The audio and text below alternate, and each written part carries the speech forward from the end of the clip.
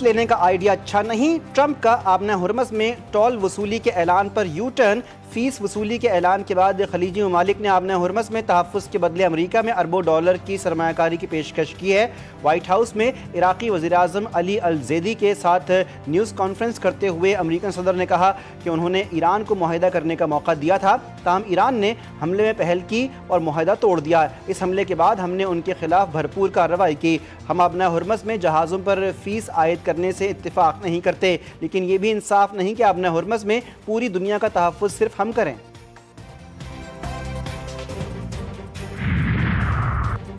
امریکہ کے آبنہ ہرمز کے قریب واقع ایرانی جزیرے قیشم پر میزائل حملے۔ جزیرہ کیش پر ایک میزائل نے پانی اور بجلی کی تنصیبات کو نشانہ بنایا۔ ایرانی میڈیا کے مطابق جنوبی صوبے خوزستان کے شہر دمشق میں بھی دھماکوں کی آوازیں سنی گئیں۔ ایران نے اردن، بحرین اور کویت میں بھی امریکی اہداف پر جوابی حملے کیے۔ اردن نے 4 بیلسٹک میزائل مار گرانے کا دعویٰ کیا، جبکہ کویت کی سرکاری خبر رساں ایجنسی کے مطابق ملک بھر میں خطرے کے سائرن بجائے گئے ہیں۔ اور ایرانی پارلیمنٹ کا 4 ماہ کے وقفے کے بعد اجلاس، ارکان کے نعرے، سمجھوتہ ہوگا، نہ ہتھیار ڈالیں گے، صرف انتقام انتقام ہوگا۔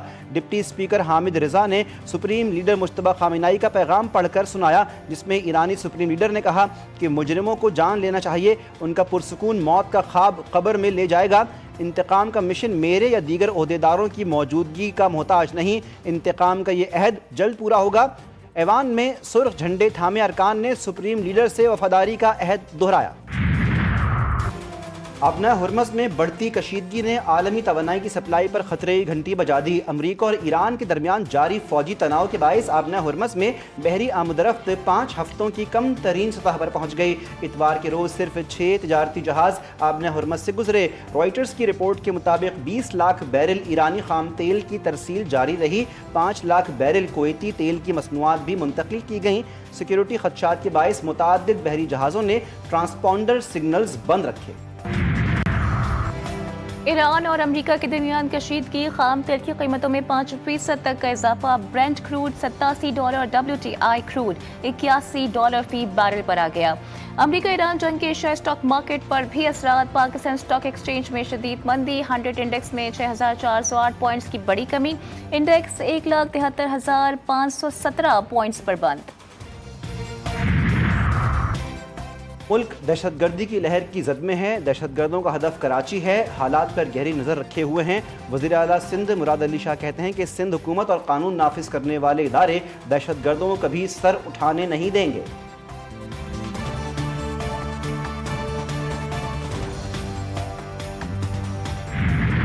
کراچی میں ڈاکٹر آکاش کے قتل میں ملوث 2 ملزمان گرفتار۔ حیدرآباد پولیس نے ملزمان کو گرفتار کیا۔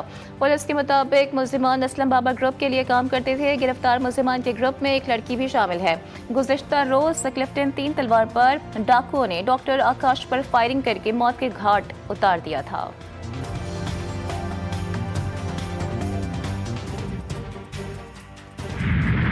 فرانس کا جادو چل پائے گا یا ہسپانیہ فائنل میں جائے گا، فیصلہ آج ہوگا۔ فیفا ورلڈ کپ کے پہلے سیمی فائنل میں فرانس اور اسپین آج مد مقابل ہوں گے۔ میچ پاکستانی وقت کے مطابق رات 12 بجے شروع ہوگا۔ جمعرات کو دوسرے سیمی فائنل میں انگلینڈ اور ارجنٹینا کے درمیان زور کا جوڑ پڑے گا۔ جب شادی ہوئی تو کس کی حکومت تھی؟ وفاقی آئینی عدالت میں سائل اور جسٹس حسن اظہر رضوی کے درمیان دلچسپ مکالمہ۔ عدالتی عملے نے شمیم بی بی کیس کی پکار کی تو ایک دیہاتی روسٹرم پر آ گیا۔ جسٹس حسن اظہر نے سوال کیا، آپ روسٹرم پر کیوں آئے ہیں؟ سائل نے جواب دیا، شمیم بی بی میری بیگم کا نام ہے۔ جج نے کہا، شمیم بی بی آپ کی بیگم کیسے ہو سکتی ہیں؟ وہ تو بیوہ ہیں۔ جب شادی ہوئی تو کس کی حکومت تھی؟ سائل نے جج سے کہا، دیہاتی ہوں، مجھے حکومت کا معلوم نہیں۔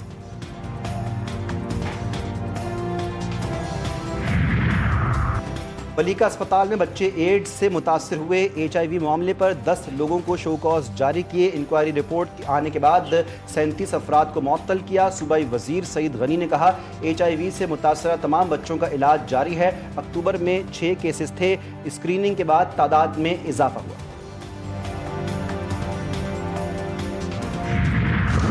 پنجاب کے مختلف اضلاع میں پھر بادل برس پڑے، قصور پسرور، سرگودا، شیخوپورہ میں بادل جم کر برسے، گرمی کا زور ٹوٹ گیا۔ مختلف علاقوں میں نشیبی علاقے زیر آب آ گئے۔ دیامر میں सैलाबी रैली से तबाही, मुतअद्दिद मकानात, फसलें, दरख्त, राबता पुल और सड़कें मुतासर हुईं। महकमा मौसमियात ने बलाई KPKGB और आज़ाद कश्मीर में मज़ीद बारिशों की पेश गोई कर दी। और एशियन अंडर 19 वॉलीबॉल चैंपियनशिप में पाकिस्तान की मुसलसल तीसरी फतह। ग्रुप के आखिरी मैच में थाईलैंड को 3-0 से शिकस्त, तीनों मैचेस जीतकर ग्रुप सी में पहली पोजीशन हासिल कर ली। पाकिस्तानी टीम पहले ही क्वार्टर फाइनल में जगह बना चुकी है।